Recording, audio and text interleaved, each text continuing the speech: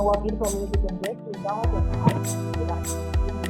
wonderful, fantastic, beautiful music right on the radio. So welcome to the and that was thank you very much for taking information that you and asking what thinking that makes sense in South Africa. And of course, today we are discussing about life after matric. Life can be very challenging indeed. After matric can be super challenging for so many people because it just unfolds differently. You have your own desires. You write whatever that you want to achieve at that particular year, where you want to go exactly. And things just don't happen the way you expect them to happen just after matric. So today I have on the line Giscard Ngwama, born in the DR Congo, and of course he's a PR graduate from BUT. How are you, Giscard? I am good. Yourself? How are you? I'm awesome. Thank you very much for joining us today, for having you, making time to have a chat with us today on the BUT show. It's a pleasure. Thanks you very much for having me too. Like I said, life can be very much challenging after matric. You have your own expectations, you have your own standard as a human being. And this life is like it's just all different directions. And I just wanted to actually tell us about your experiences after matric. Oh, yes. I did. Thank you very much once again for having me in studio. First of all, I'm from the DRC. I do speak French. I got my matric that side, and I had to make decisions about my life. What am I going to do next? And then my decision was to study in the country of Mandela. And I didn't have that a lot of money back then. I didn't have a lot of money to book for flights and get visa and all those things. But as I made up my mind already, and God just made ways for me, and then the money was there, and I had to go through all those process, and here I am. Your desire, pardon me, what was your desire after matric? Come again? What did you say? What was your desire after matric? After matric, yes. After matric, I wanted to become a doctor. I wanted to continue with my studies, to study medicine and become a doctor. And unfortunately, I had to decide again. I had to redecide what I really want to do, what I love the most. And then I decided, no, I love communications. I love talking to people. Let me do something that is focused on communications. And that's why I had to travel to South Africa to pursue that dream, study public relations and communication this side. Yeah. Interesting. I know coming from Congo and, coming to South Africa, it was a little bit of a challenge, wasn't it? Yes, it was. Definitely.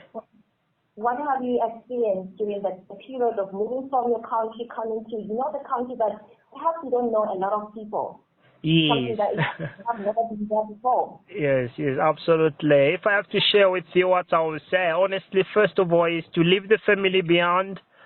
And when I came here, I did not have too much of my relatives. It's only one of my brother who was a doctor.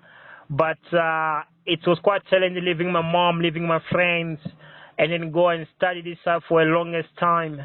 It was really challenging. And then coming this side, you have to study the language. You have to study English because that's how we do speak French.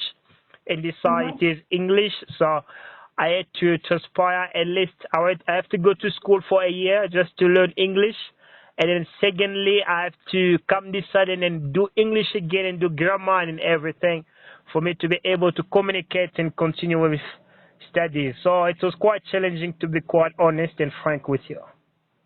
Your story simply in a nutshell. After matric, it was hard work and actually trying so much to pursue your dream, no matter what. You had to actually go and leave your family and come to South Africa and pursue your dream. Yes. And in fact, you also are studying communication in California State University. How is it going? Okay, I'm pursuing the study there. We're going to start in their semesters are quite funny because we're going to start in April. I have to go through a lot of tests, and actually I got, accepted. So we're in the process of other tests. So they have to compare my qualification I got to South Africa compared to the US one. And because it's going to be through correspondence, there's someone that was allocated that will assist me throughout the entire process. So there's some tests I'm doing currently, but it's quite very flexible. I'm working, I'm doing my business and then studies as well. It's going quite okay for now, yeah. But I don't know what to expect in the future, but for now, it's okay.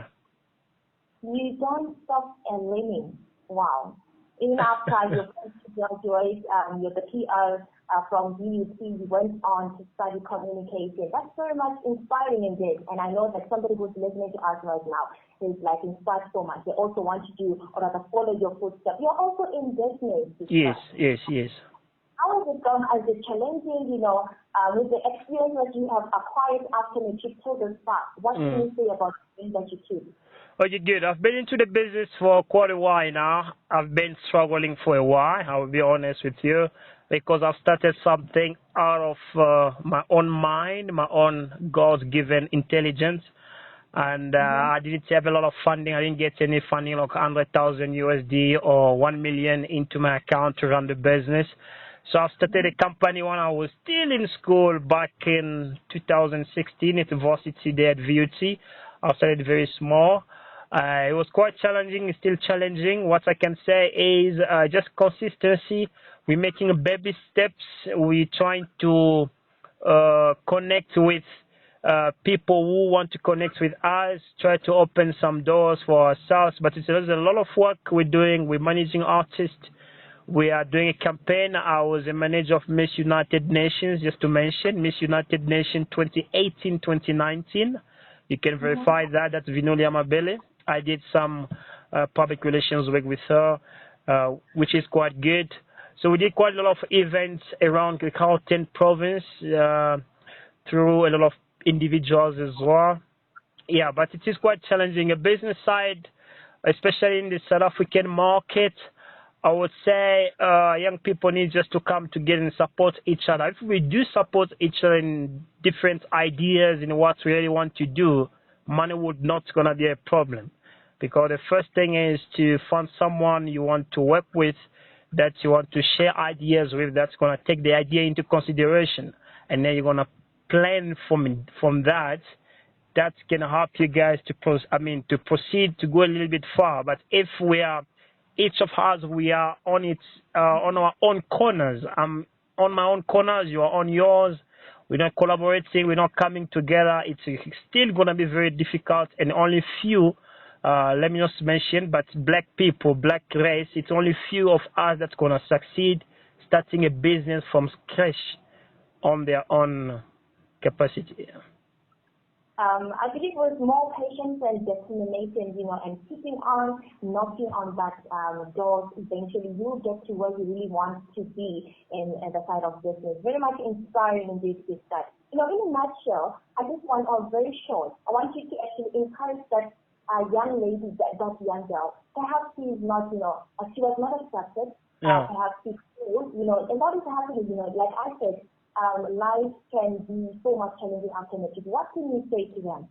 Yes, to young people who are expecting the matric, those who are about to get into the bigger life, the bigger picture, which is life after matric.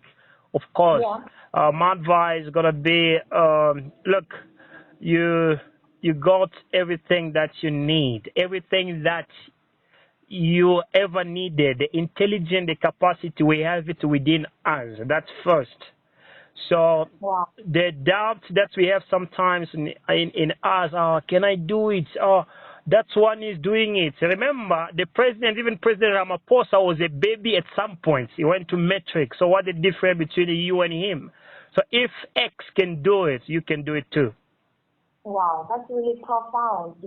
All the best in everything that you are doing in that venture of business. I can see you're in the real estate. Wonderful. I wish you nothing but the best. Thank you very much for taking your time to have a chat with us today on the BBC Show. Thank you very much for having me. Have a good day.